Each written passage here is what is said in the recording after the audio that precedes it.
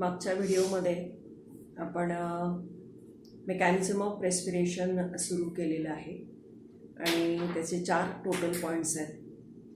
ते म्हणजे breathing, external respiration, internal respiration आणि सेल्युलर रेस्पिरेशन. या 4 पैकी आपण 2 पूर्ण केलेले आहेत, ते म्हणजे ब्रीदिंग आणि एक्सटर्नल रेस्पिरेशन. आता आपण पुढे जाऊया आणि ते म्हणजे 3rd पॉईंट किंवा सी, आणि तो म्हणजे internal respiration. Now what is meant by internal respiration? The respiration which occurs at tissue level, that is known as internal respiration.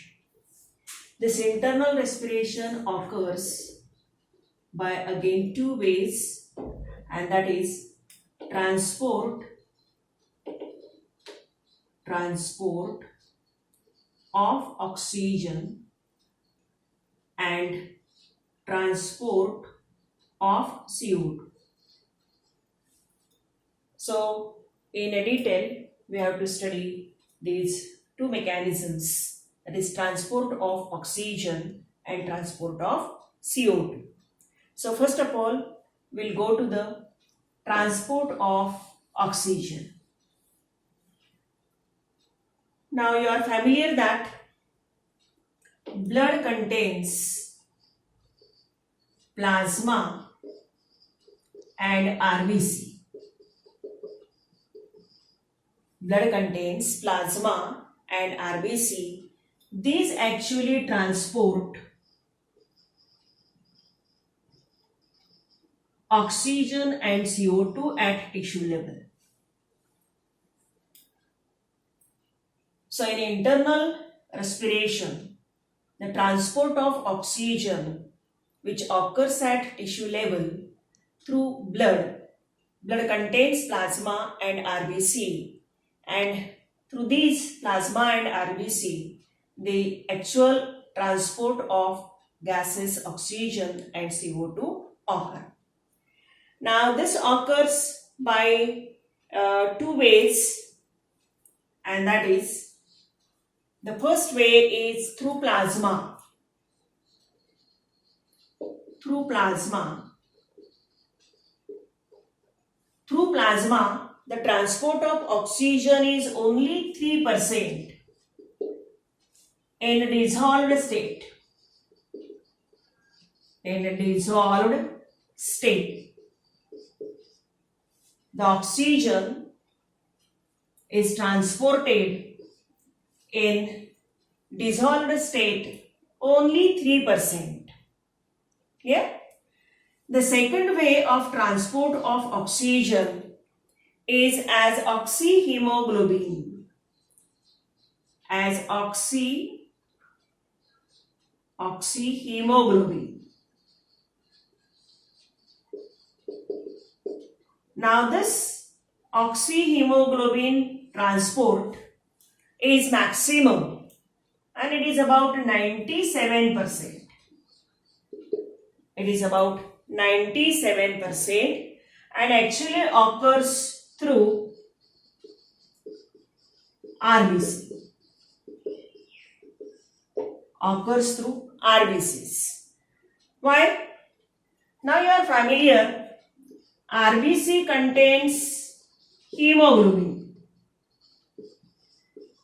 RBC contains hemoglobin molecule. This hemoglobin molecule is respiratory carrier. The features of hemoglobin molecule is it is respiratory carrier. It has high affinity to bind oxygen. So greater liking or affinity for binding oxygen, and it binds 4 molecules of oxygen.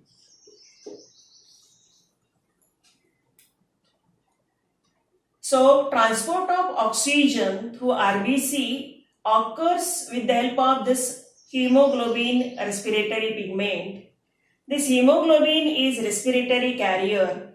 It has high affinity to bind oxygen and it binds 4 molecules of oxygen. You can express this in the term of one reaction. Hemoglobin binds 4 oxygen forming oxyhemoglobin. So this is oxyhemoglobin. And after formation of this oxyhemoglobin inside the RBC gets red color because this complex is red in color and the number of RBCs in our blood is in the millions. That's why it is more in quantity, more in number, and that's why our blood is red in color. Now this oxyhemoglobin is transported from lungs to tissue and dissociates. It is transported from lungs to tissues and then dissociates. How dissociation occurs? This is oxyhemoglobin again dissociates into Hb and 4O2. And specifically, this oxygen then gets to tissue or cells. Actually, this binding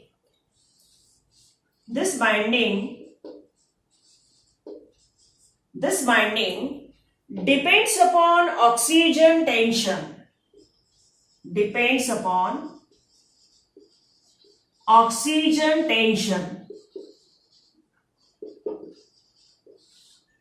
The binding of hemoglobin with oxygen molecule depends upon oxygen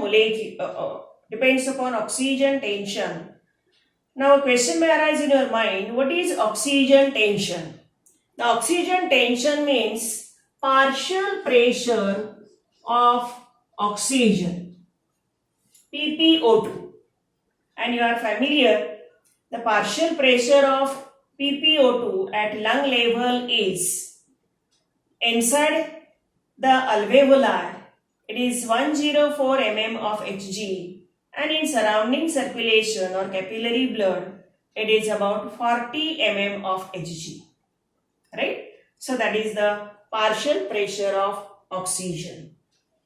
Actually, 97% saturation is occurring at 100 mm Hg of oxygen or partial pressure, or you can say 100 mm Hg PPO2. That means when inside the alveolar level, blood is flowing around alveolus and the partial pressure of alveolus is 40 mm of Hg and inside alveolus it is 104 mm of Hg and it rises up to 104 mm of Hg. Then at 100 mm of Hg, the saturation starts. That means binding of hemoglobin with oxygen molecule starts. This saturation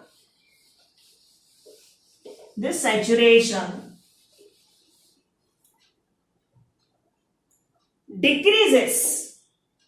The saturation decreases as PPO2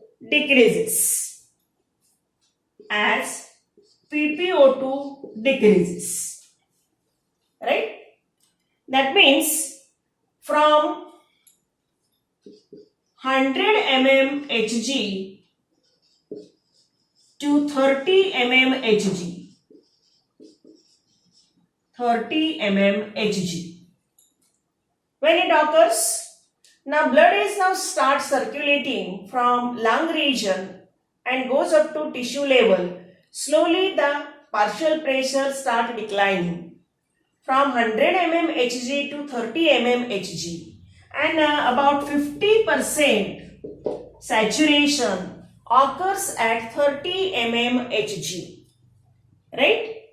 So this saturation, declining saturation of PPO2 and the oxygen tension, so relation between oxygen tension, that means PPO2, and the saturation of Hb at tissue level, this relation is expressed in means of one curve known as oxygen dissociation curve. Oxygen dissociation curve, or it is also known as oxyhemoglobin dissociation curve, right? So now you are clear cut. The transport of oxygen when occurs as oxyhemoglobin, it occurs 97% maximum, and it is through RBC because RBC contains hemoglobin. Hemoglobin binds oxygen and starts traveling from lungs level to tissue level, and there is a specific kind of oxygen tension, partial pressure is present, about 100 mm of Hg, start reaching to tissue level and it declines, the partial pressure of oxygen declines, and that's why the dissociation of hemoglobin starts, and the relation of this oxygen tension, that is partial pressure of oxygen, and saturation of hemoglobin at tissue level is expressed in terms of one curve, and that curve is known as oxygen dissociation curve. So we'll draw that curve.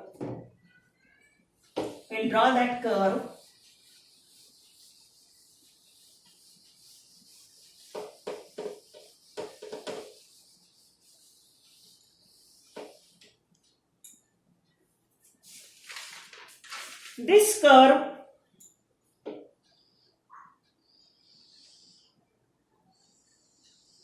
has x-axis and y-axis. On x-axis, we can express oxygen in partial pressure. Oxygen PPO2 in mm of Hg. Oxygen partial pressure in mm of Hg. And on y-axis, we can express Hb, or percentage of oxygen saturation. Percentage of oxygen saturation. So we categorize in this fashion: 20, 40, 60, 80, 100. Similarly, 20, 40, 60, 80 and 100. This is the mm of Hg, and this is the percentage of oxygen saturation. Now how this curve is? The curve is, or you can say, you can label this as a oxyhemoglobin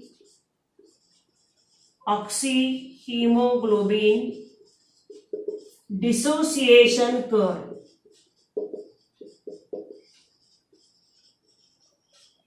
Oxyhemoglobin dissociation curve. This curve is sigmoid in this way.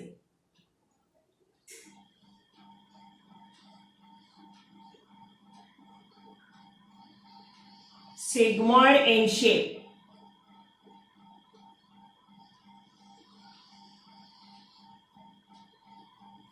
So this is sigmoid shaped curve. Sigmoid shaped curve. So this is normal curve. Normal sigmoid curve. That means at 50%, 40 to 50%, the saturation occurs in body or tissue cells. Body tissue. Body tissue. Now this curve shifts to right. That means in this way. The right shifting. This is 97% saturation. 97 or maybe approximately 100% saturation. This shifting to right side. This is right side shifting of curve. This right side shifting of curve is due to. So shift to right. Shift to right side. This is due to increase in H ion concentration. The right shift of this normal sigmoid shaped curve is due to increase in H ion concentration and PpCO2 in the blood. Second cause of shifting of the sigmoid curve to right side is increase in temperature, body temperature. Slightly there is a body temperature increased, and due to which the curve shift to right. The third cause is due to increase in DPG. Now what is meant by DPG? DPG means 2,3-diphosphate glycerate. 2,3-diphosphate glycerate. What is this 2,3-diphosphate glycerate? This glycerate is formed during glycolysis. During glycolysis in RBC. When RBC manufacture its own energy, glycolysis occurs, during which this DPG is formed. And this DPG has low affinity to oxygen, and due to which when RBC reach up to tissue level, the dissociation starts. The oxygen molecules start dissociating from hemoglobin molecule. So these are the causes of shifting of curve, oxyhemoglobin dissociation curve to right side. Right? Similarly, you can also mention here, this is the normal CO2. The right side is due to low CO2. Low CO2. So that will be occurring at lung level. Lung level. The curve also shifts to left side also. Curve also shift to left side also. Left side also. And this is due to high CO2. This is due to high CO2. What happens due to this low CO2 and high CO2? the pH hampers. The pH is, in this normal case, normal pH of blood is maintained. At higher CO2 concentration, the pH goes to high pH, and when concentration of CO2 is low, the pH becomes low. Right? So in that way, you can express this oxyhemoglobin dissociation curve. Now you are clarified that the relation between oxygen tension and percentage of, or it is called as percentage of hemoglobin oxygen saturation. In another word, oxygen tension, partial pressure of oxygen. Depending upon that, the curve is plotted, and the normal curve is always sigmoid curve. And there is a shift of this sigmoid curve, maybe to right side or to left side. The right side shifting is due to higher increase in HIN concentration and partial pressure of CO2, higher increase in temperature, increase in DPG, because DPG is formed in RBCs and it lowers affinity to oxygen. Right? So all these can be summarized by two effects. And these two effects are Bohr effect and Haldane effect. Now what is meant by Bohr effect? Shift of oxygen dissociation curve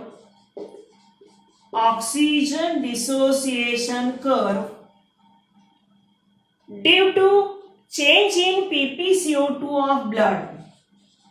Due to change in ppCO2 of blood. That is called as Bohr effect.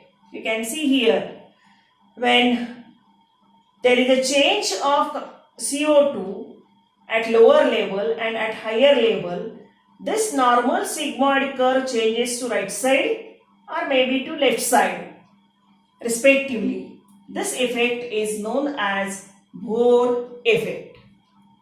So that is about Bohr effect. Now Haldane effect. Now what is meant by Haldane effect?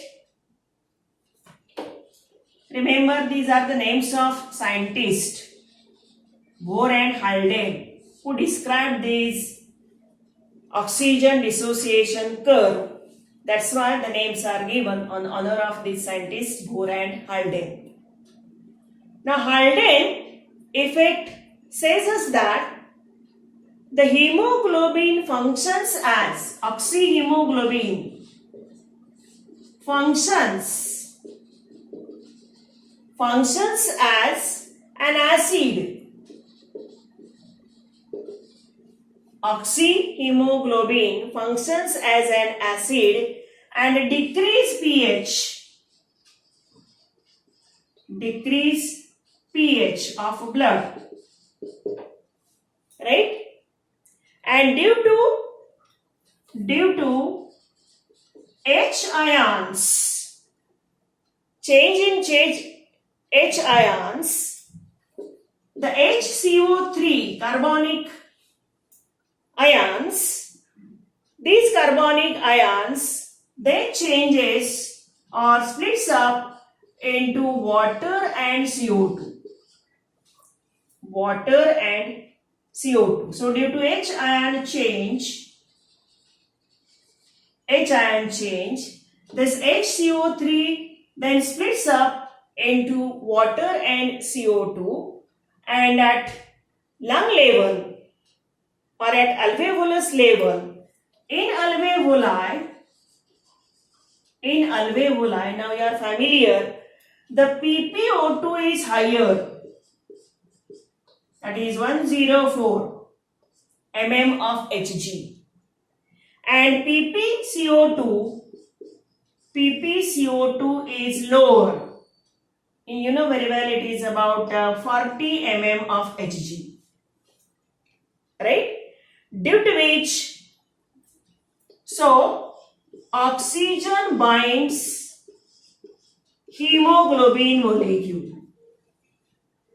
So in alveoli, due to higher PpO2 104 or 100 and lower PpCO2, the oxygen binds hemoglobin. In tissue level or at tissue level, the exact opposite situation is there. The PpO2 is lower, and that is about 40 mm of Hg, and PpCO2 is higher, and PpCO2 is higher, and that is 45 mm Hg. 45 mm Hg. So hemoglobin cannot bind oxygen. So that phenomenon is described as Haldane's effect. So what is Haldane's effect?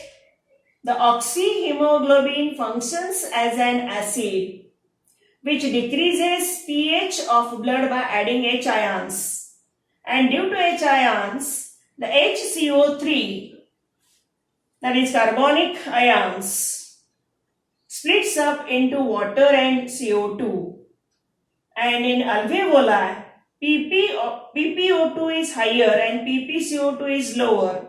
So oxygen binds hemoglobin, or hemoglobin start binding oxygen.